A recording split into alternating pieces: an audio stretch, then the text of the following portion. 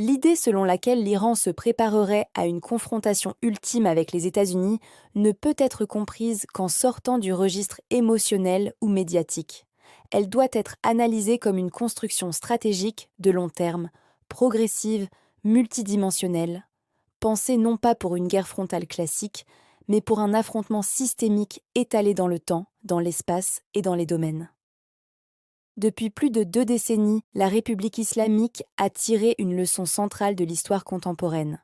Elle ne pourra jamais battre les États-Unis sur leur terrain préféré, celui de la supériorité aérienne massive de la projection expéditionnaire et de la guerre éclair. En revanche, elle peut rendre ce type de guerre inutile, coûteux, politiquement explosif et stratégiquement stérile.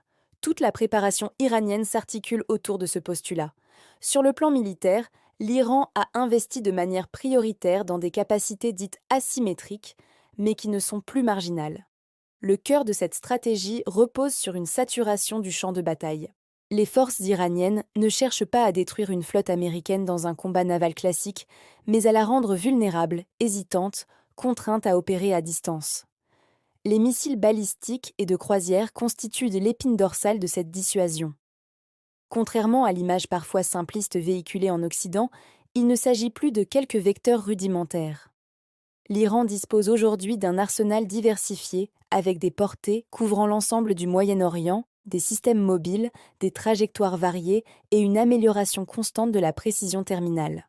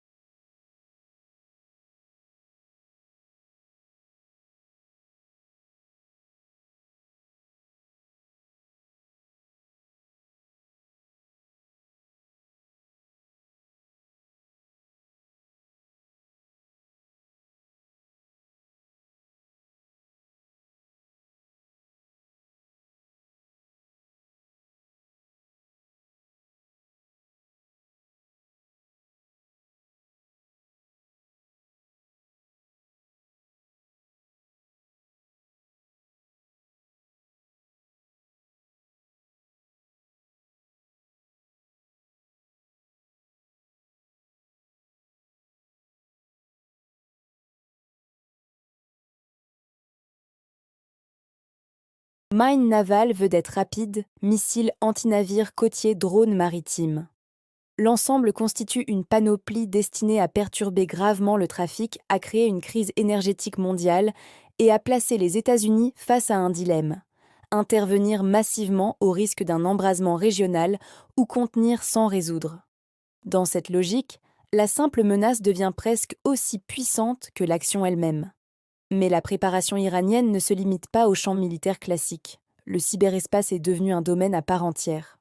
L'Iran a développé des unités capables de mener des opérations de sabotage, de désinformation et de perturbation ciblée. L'objectif n'est pas la destruction totale des infrastructures américaines, mais l'introduction du doute, la démonstration de vulnérabilité et la capacité à riposter de manière invisible. Dans un affrontement moderne, la guerre commence bien avant les premiers missiles et l'Iran l'a parfaitement intégrée. À cette architecture militaire s'ajoute une préparation psychologique et politique. Le pouvoir iranien travaille depuis des années à conditionner son opinion publique à l'idée d'un affrontement long, coûteux, mais présenté comme existentiel. Cette narration est essentielle. Elle permet d'absorber les chocs économiques, de maintenir la cohésion interne et de légitimer des choix difficiles. Contrairement à certaines perceptions occidentales, la stratégie iranienne n'est pas impulsive. Elle est patiente, incrémentale, presque stoïque. C'est ici qu'intervient le rôle de la Russie. Contrairement à une idée répandue, Moscou ne cherche pas à entraîner l'Iran dans une guerre ouverte contre Washington. Le soutien russe est avant tout stratégique, indirect et calculé. La Russie apporte à l'Iran ce qu'elle sait fournir de mieux: du renseignement, de la profondeur diplomatique et des capacités technologiques ciblées. La coopération dans le domaine spatial et satellitaire est l'un des aspects les plus déterminants. Accès à des images, partage d'analyses, amélioration de la connaissance du théâtre. Cela ne fait pas la une des journaux, mais cela change radicalement l'équation militaire.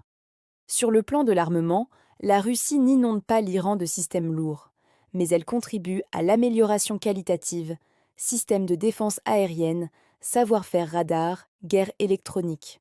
L'enjeu est de compliquer toute supériorité aérienne occidentale. Là encore, il ne s'agit pas de rendre l'Iran invulnérable, mais d'augmenter le coût et le risque de chaque frappe. La Russie joue un rôle de facilitateur, non de chef d'orchestre. La coopération énergétique entre Moscou et Téhéran est également centrale. En coordonnant leurs stratégies pétrolières et gazières, les deux pays cherchent à contourner les sanctions, à sécuriser des débouchés et à peser indirectement sur les marchés mondiaux. Cette dimension économique est indissociable de la préparation stratégique. Une guerre moderne se gagne aussi par la capacité à tenir économiquement dans la durée.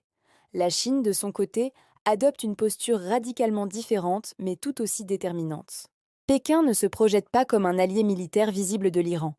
Son soutien est silencieux, structurel et systémique.